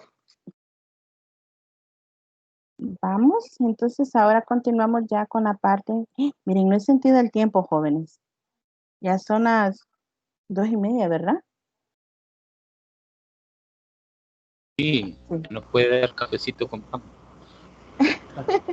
Cuando tengamos la dicha y la oportunidad de encontrarnos en ADU, den por hecho que nos vamos a tomar ese cafecito, jóvenes.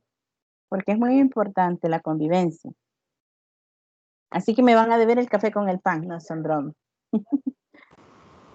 Tomen nota. Ah. Yo invito al pan. Ok, ya se comprometió Mauricio, nos va a llevar el PAM. Ok, vamos a avanzar. Bueno, luego que hemos hablado de la zona de desarrollo próximo y vemos cómo los niños se encuentran en esa parte y cómo se va concretando el lograr poder realizar de forma autónoma una actividad. Entonces, esto les falta aún integrar la parte clave del pensamiento. Cuando estamos hablando de los niños, pero cuando ya hablamos de adultos ya es totalmente diferente. Entonces se va dando esa actividad. Entonces cuando nos referimos a la zona en sí de desarrollo próximo, nos vamos a referir a la distancia que hay entre el nivel real del desarrollo que tiene la persona con el nivel de desarrollo potencial que éste tiene. Puede que muchas veces somos adultos, pero de igual manera necesitamos la colaboración de un compañero o la colaboración de un adulto que nos va a ayudar a resolver un problema. Y cuando este ya ha sido resuelto, nosotros automáticamente podemos realizar nuevamente la actividad, pero ya no necesariamente con el apoyo de una persona. Al principio, cuando ustedes entraron a plataforma, les empezaron a explicar cómo tenían que hacer. En algún caso, creo que les dieron alguna breve introducción y les dijeron, vaya jóvenes, van a entrar aquí, van a poner su correo, van a poner su clave y van a poder entrar a plataforma. Al principio era algo que se complicaba, pero conforme han venido los ciclos, pues ya lo hacen de manera automática. Entonces vemos ahí un ejemplo claro del desarrollo próximo, cómo han ido descubriendo esta parte. Ahora bien, vámonos con mi estimado amigo Brunner. Cuando hablamos de la teoría de Brunner, bueno, antes que nada aclarar pues que él era un psicólogo y al mismo tiempo era un pedagogo estadounidense. Jeremy Brunner desarrolló ahí en la época de los 60 la teoría del aprendizaje y este venía con índole de la teoría constructivista. Entonces él más que todo habla del aprendizaje por descubrimiento. La característica principal de esta teoría, jóvenes, es que promueve que el estudiante adquiera los conocimientos por sí mismo. Entonces, si se percatan, hay una interacción. Piaget habla de que el estudiante construye su propio conocimiento. Vygotsky habla de potenciar aquellas habilidades que cada uno de ustedes tiene para desarrollar el aprendizaje. Más sin embargo, viene Brunner y dice que el estudiante esta teoría promueve que el alumno o el estudiante adquiera los conocimientos por sí mismo. En pocas palabras, estamos hablando, jóvenes, de un rol activo que cada uno debe tener para adquirir ese conocimiento. ¿Veamos? Acá habla de los aspectos fundamentales. Entre ellos habla de la secuencia de la representación, habla de la estructura o la forma del conocimiento, habla también de la predisposición para aprender, para adquirir ese conocimiento, la forma y la frecuencia o el refuerzo que se puede tener ante alguna situación. Bueno, acá Brunner nos habla en sí de que el alumno aprende por descubrimiento. Hoy en día la idea de conocer o aprender algo consiste en un proceso en el cual decidimos o recibimos información del exterior, la parte social. Entonces procesamos la información y finalmente la interpretamos de manera que podamos encontrarle lógica a lo que se nos está dando. Esta idea indica que la persona conoce y participa en un proceso para poder conocer o moldar e interpretar la realidad de una forma directa. Brunner habla o tiene más que todo una relación con las teorías de índole cognoscitivo. Uno de los elementos principales a la hora de conocer cuál es la participación activa del estudiante al momento para que éste aprenda, es decir, no se trata de que la persona tome la información del exterior sin más, sino que para que ésta se transforme en conocimiento debe ser procesada, trabajada y que la persona le pueda dar un sentido. O sea, yo no puedo venir hablándoles de la nada de un tema y ustedes se queden, pero si ni siquiera sabíamos de lo que iba a hablar ahora la licenciada, ¿verdad? Entonces, Brunner habla que se debe dar un proceso de conocer y aprender cómo la persona intenta categorizar los sucesos y elementos de la realidad en conjunto, y así como va a experimentar las vivencias y sobre todo la realidad, cómo eso se va a percibir, cómo va a crear los conceptos a partir de la discriminación de los diferentes estímulos. Entonces él habla que se debe de categorizar, que nosotros somos capaces de generar conocimiento.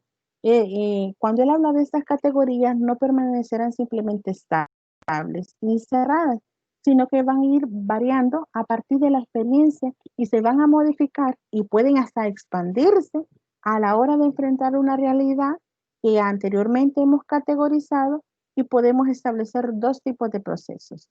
El proceso de formativo, que es típico de los estadios del desarrollo. Entonces acá podemos aprender un concepto o una categoría. En cuanto al otro, la persona va a inferir los atributos principales de una categoría que ha ido formando. No sé si hay dudas. No sé si hay dudas, jóvenes. Bueno, en el modelo de aprendizaje de los procesos cognitivos, los modelos pueden ser psicológicos. Acá tenemos el inactivo, el icónico y el simbólico. Acá, como podemos ver, se hace una relación de la etapa preoperacional, donde hablamos de la acción que va a tener la persona y cómo se va a representar en determinado momento o mediante la reacción que va a tener. El icónico se refiere a las operaciones concretas que tiene que ver con la imagen, cómo se utilizan las imágenes o los esquemas para representar. Un ejemplo, un dibujo puede representar un bit o puede representar el sol, la luna, las estrellas, el mar. ¿Cómo lo vamos consiguiendo? En la parte simbólica, pues entran las operaciones formales nuevamente y habla del lenguaje, cómo va a representar cada cosa mediante un símbolo arbitrario, y así sucesivamente.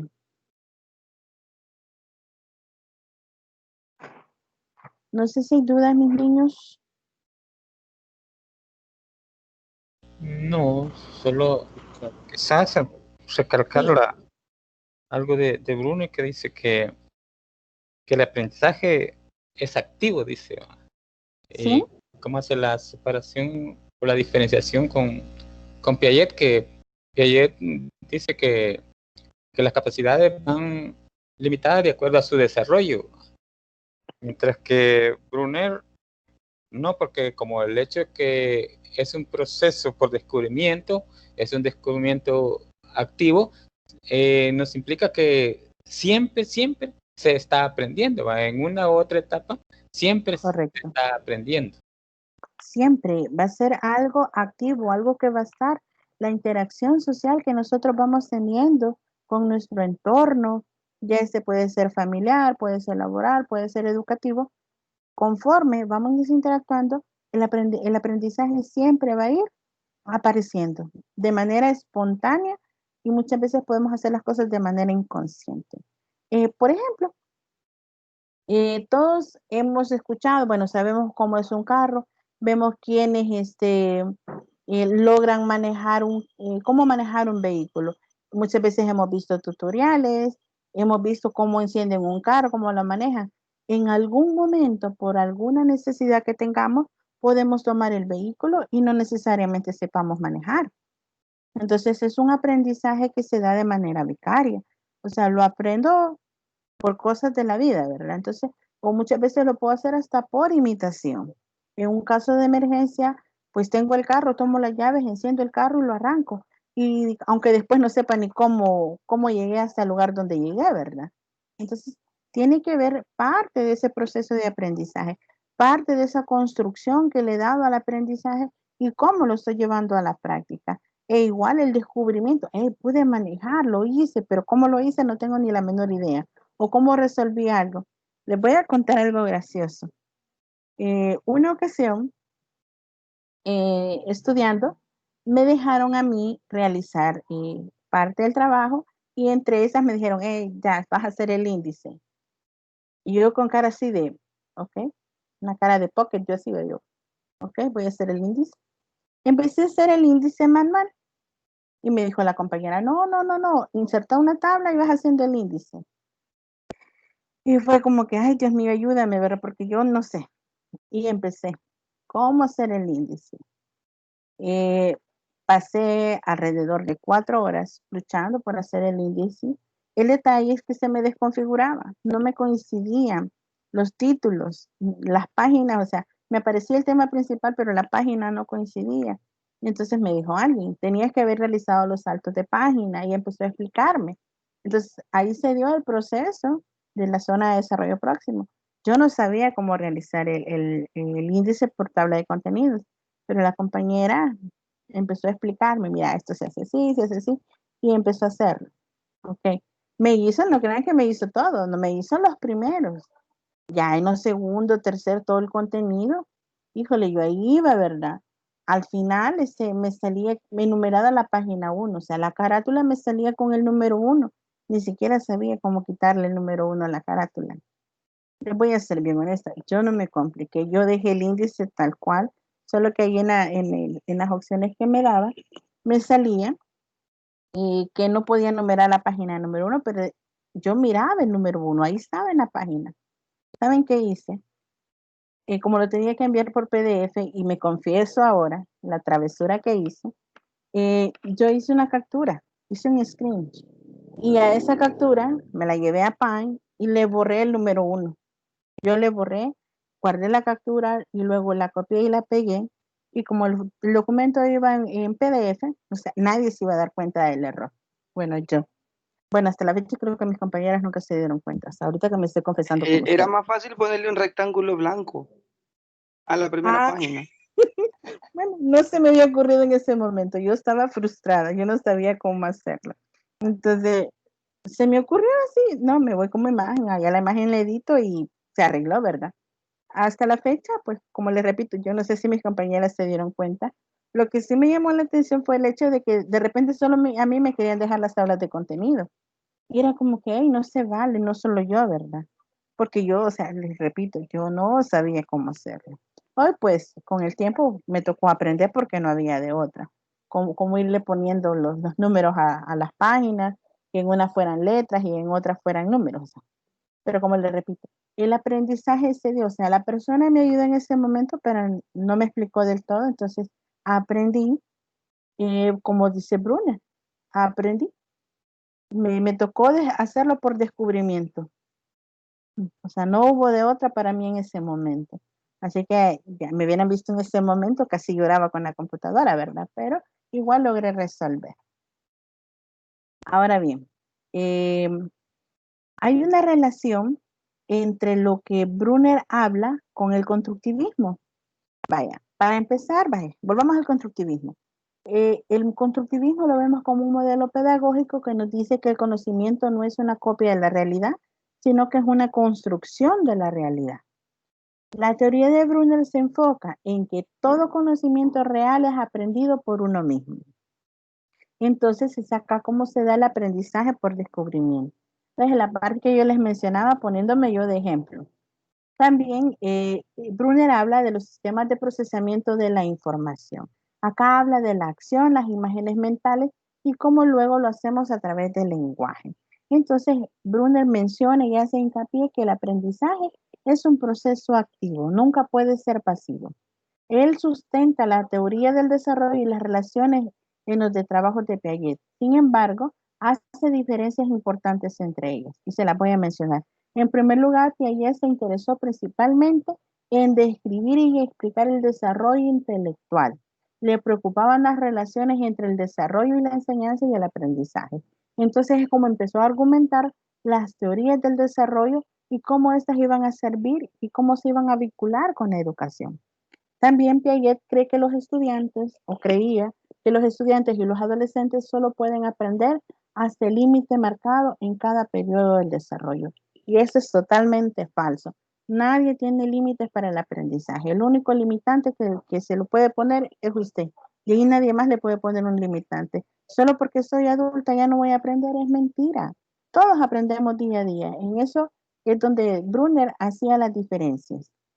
También Brunner estaba convencido que cualquier material puede ser enseñado a cualquier niño de cualquier edad. Va a depender de la forma y cómo nosotros se lo expresemos al niño.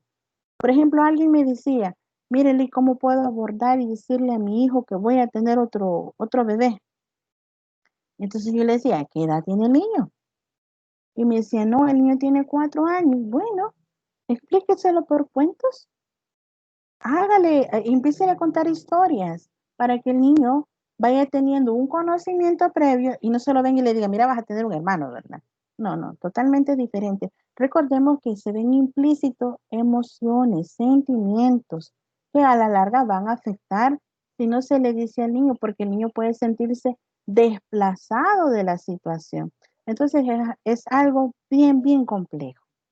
Bueno, jóvenes, con eso estaríamos abordando parte de la temática del constructivismo, del aprendizaje por Jean Piaget y el aprendizaje por descubrimiento por Jeremy Bruner. Igual quedo comprometida para hacerle las diferencias de los estadios y qué pasa cuando nos saltamos uno de estos estadios o etapas. Ahora bien, voy a hablar de la parte de la primera tarea que traemos.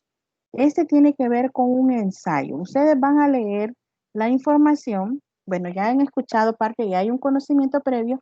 Se va a generar al momento de estar escribiendo, ustedes van a recordar y van a poder realizar el escrito. Van a realizar un ensayo en el cual van a establecer de manera clara las ideas principales de las teorías contemporáneas que van explicando el desarrollo cognitivo del ser humano y cómo éstas están en relación con la información educativa, con la informática educativa. Entonces tienen que leer y hacer el ensayo. La tarea va a ser presentada en formato PDF con detalles de describir la rúbrica. Ahí van a ver ustedes, se les va a habilitar ya en esta semana el material, la guía de ensayo, lo que ustedes van a realizar. También se les va a hacer el informe final de la tarea, será enviado por medio de herramienta de tareas que está en plataforma. La presentación de esta tarea tiene una fecha límite para el día 16 de octubre a las 11:55 p.m. Si en algún momento que ustedes quieran subir la tarea, jóvenes, y le da algún error plataforma, porque muchas veces suele pasar que de repente ustedes quieren subir, la tarea tipo 9, tipo 10 y de repente plataforma saturada y lo saca, avísenme y por favor mándenme la tarea al correo institucional para que tengan un respaldo ante mi persona y ante coordinadora para poder decirles, mire, él lo mandó porque plataforma estaba dando problemas. Entonces es una manera que ustedes se protegen, igual una manera en la cual yo les puedo ayudar a ustedes. El ensayo debe llevar los apartados que acá se les ponen. Tiene que tener una redacción en tercera persona, redactar de una manera lógica y coherente, sangría de inicio, párrafos principales, letra Times Roman, interlineado 1.5, tiene que ser en tamaño 12, el margen de 2.5 establecido en Word, revisar por favor la ortografía y revisar aquellos errores de dedos. Muchas veces suele pasar, se nos va algún error de dedo. El informe debe llevar portada, el contenido que es el ensayo y las referencias bibliográficas. Si ustedes retoman información de otro lugar, por favor cítenlo, porque si no, dentro de la rúbrica se ve o se puede tomar como un plagio. Así que para que evitarnos esa situación, si ustedes toman información de un lugar, cítenmela. No hay problema. Media vez ustedes lo citen, no hay ningún problema en su ensayo, pero si ustedes lo ponen tal cual, ya tenemos un problema. No sé si hay dudas en cuanto a la tarea. Perdón, en cuanto a las citas, ¿cuál es el mínimo de citas que se debe hacer? Porque entiendo que el ensayo es como una apreciación crítica al material que se está realizando la lectura, ¿verdad? Entonces, yo sé que nada de eso me lo estoy inventando, por lo tanto, yo tendría que apoyarme a la parte del marco teórico, es decir, toda la referencia que he tomado. Pero para un ensayo, que en este caso no sé cuántas páginas va a tener, porque en ocasiones pasadas nos han pedido un ensayo prácticamente de una página, alrededor de 350 palabras o 500 palabras.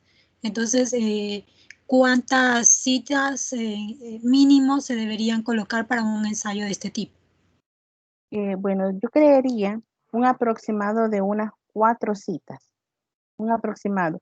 Las páginas, pues no nos han dado un límite, pero para mí un ensayo para que ustedes puedan abordar esas 3 teorías tendría que ser mínimo 3 páginas, mínimo. Sí, hay quienes me Ok, dicen muchas que gracias. ok, de nada, Olga. Hay quienes me dicen, no, Oli, pero a mí me abunda la escritura. No, está bien, por mí no hay problema, pero se trata de que hagan una sinapsis, que hagan un resumen de lo que se está dando desde el punto de vista de ustedes. ¿Cómo se abordaría esta temática? Ahora bien, ya que son todavía la mayoría, algunos he estado medio revisando que me han mandado fotos. Si se la pueden tomar, están a tiempo todavía para tomarse la fotografía y hacérmela llegar y yo igualmente se la mando a coordinación. Ahorita solo tengo Gustavo, no sé quién más aquí, alguien más, pero no logro visualizar. No, como no la tengo agregada, no veo el nombre. Pero sí, aquí tengo ya. Licenciada, perdón, yo no tengo el WhatsApp para enviarla. Ok, el número es 7547-3510. Permítame, no sé. Igual, Repítalo ok, yo de se lo nuevo, Lee. repito. Ok, 7547 3510. 2547 3510. Ajá. Repito, 7547-3510. Ahorita lo arreglamos. Va, ok, también de paso los agrego yo. ¿Se ha creado un grupo de WhatsApp Hay un grupo con de enlace o cómo? No. Porque no estoy. Ok, sí creo que no la tengo, Olga, agregada.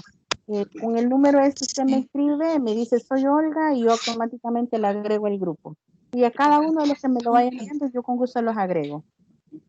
Recuerden que WhatsApp es para una comunicación corta, e igual si tienen dudas, medio oficial, plataforma. Eso nos va a permitir, nos va a servir de respaldo a todos. A todos nos va a servir de respaldo. De repente usted dice, pero tal cosa, y la persona dice, no, pues no, es decirle, en plataforma todo queda grande. Bueno, dígame, a ver, el que Agregarle el nombre, su nombre. Jasmine Quintero. Ok, gracias. Ok, agréguenme y ahí me van poniendo sus nombres y me dicen soy fulano y así sucesivamente.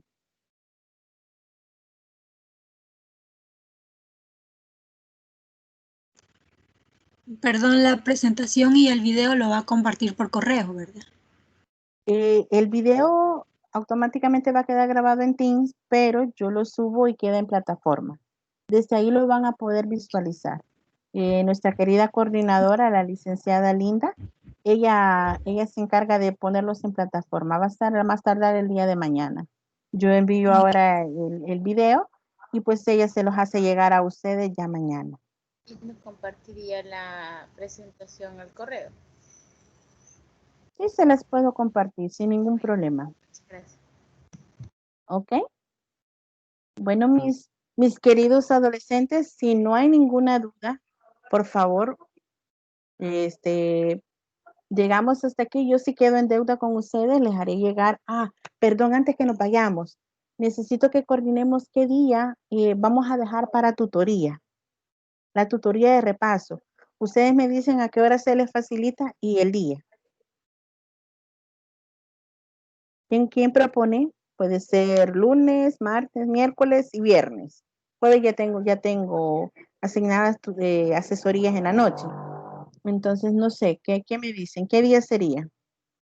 Acá me están diciendo lunes o martes. Creo que ya Yo solo pues lunes tenemos martes. libre. ¿Hola? Solo lunes creo que tenemos libre. Lunes. Lunes. Yo solo puedo martes, lunes y jueves ya tengo tutoría, ya me asignaron el del miércoles, el del viernes también, entonces a mí me quedaría solo martes. A ver, una pregunta, ¿a qué hora? Martes o jueves en ya noche. ¿A qué hora les queda libre lunes o martes?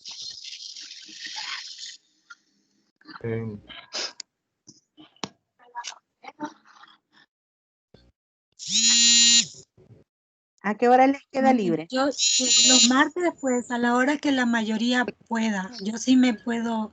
El martes estoy disponible, solo me dicen la hora y yo me uno el martes. Ok, veamos entonces. Vamos a sacar una lista a ver, lo voy a Pero hacer di- en plataforma. Y las Dígame. tutorías serían solo en semana B. Correcto, solo en Sí, semana B. ¿verdad? Solo semana Sí, B. Entonces estaríamos cada 15 días teniéndolo. correcto. Sí, sí. Sería de esta semana que viene a la próxima. ¿verdad? Sí, Correcto. porque yo sí tengo tutorías, por ejemplo, un jueves, pero en semana A no, o sea, en semana B no choca. Ah, ok. Vaya, ahí está diciendo Reina que a las 8. Yo podría decir que de 9 en adelante, ya que como hay otras tutorías, licenciada. Sí, sí, comprendo. ¿Les parecería a ustedes lunes a las 9:15 para que empecemos y terminemos tipo 10:15? Es que también quiero ver el factor de que yo sé que algunos viven en zonas donde falla la conexión. Por Entonces, mí, ¿qué- qué? por mí está bien. Sí, lunes a esa hora sí ya estoy libre. Ok. ¿Les parece entonces lunes a las 9:15? Sí, está bien. De Va. 9 hasta la Ok. 1 de la mañana. Entonces, la mayoría, entonces, pero me van a llevar café. Me tienen que traer café o si me traen chocolate con maimelo encima. Oigan, la gustosa. No son bromas, jóvenes. Bueno, entonces quedamos así. Lunes de 9:15 a 10:15 en la tutoría. De acuerdo. Ok, jóvenes. Ha sido un enorme placer. Me encanta, son muy dinámicos y espero que continúen así. Solo necesito que lean un poquito más para que no esté yo solamente hablando. ¿Les parece? Los De acuerdo. adolescentes, muchas gracias. Todos somos adolescentes. Aquí no hay mayores. El que adolescente es porque les duele todo, por eso. Ah, ay, Exacto, adolescentes, porque adolecemos de mucho. ay, qué mal. Mire, Olga nos mandó café. Gracias, Olga. Ya merita el café de la tarde. Ahí, pongan el pan ahí y completo. Pongan el- Ay, qué malillos son. Está bien, jóvenes. Ha sido un enorme placer. Hemos arrancado con pie derecho, déjenme decirles. Y pues aquí estamos. Ya saben que en mí pueden encontrar una mentora, una guía, una docente, tutora, como me quieran llamar, pero también pueden encontrar una amiga que les puede dar la mano en el momento que ustedes lo necesiten. Gracias, licenciada. Y ha sido buena experiencia la primera tutoría. Esperamos seguirla disfrutando. Gracias, un placer igual.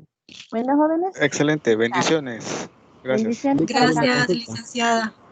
Ok, bye. Gracias. Cuídense Gracias. todos. Lick, Buenas una duda tardes, gracias. existencial. Ok, buenas tardes. Lick, una duda existencial. Dígame. ¿Usted dio un taller de programación neurolingüística en alguna de estas jornadas que hubieron? Sí, di una en San Ah, Miguel. no, ¿Lo pues tuve no. ahí? No fue en sede de San Salvador. No. Ah, sí, fue en San Salvador, di una también. Es que recuerdo que en un taller hubo una, pero me recuerda a su modo. No sé si era usted realmente, pero esa es solo duda. No sé si habrá sido usted. Pues di una el año pasado, taller programación neurolingüística. Di una técnica de los abrazos. También hice una técnica sobre una sábana que tenían que apoyarse entre Ah, todos, no que sé. sí, creo que no se ha ido todavía. Si Ahí no me estuvimos, equivoco, la verdad. Luis estaba presente, Kevin también. ¡Oh! Miren No qué sé, Sí, ahí tenía esa interesante. estuvimos. duda. Ya me Oh, acordé. enorme placer, entonces. Bueno, ya saben cómo soy para trabajar. Sí, vale. Bueno, jóvenes, un placer enorme volverlos a tener conmigo. Y miren qué Igualmente. bonito. Hoy vamos a interactuar un poco más. Así que un placer. Gracias, jóvenes. Cuídense Perdón, todos. licenciada, le dejo mi número en comentario para que me agregue al grupo. Sí, Ok, déjenmelo, no hay gracias. problema. Sí. Yo empiezo a revisar luego de que finalicemos la tutoría. Ok, jóvenes. Feliz tarde. Bendiciones. Gracias. Igual, Ok. feliz tarde. Feliz tarde.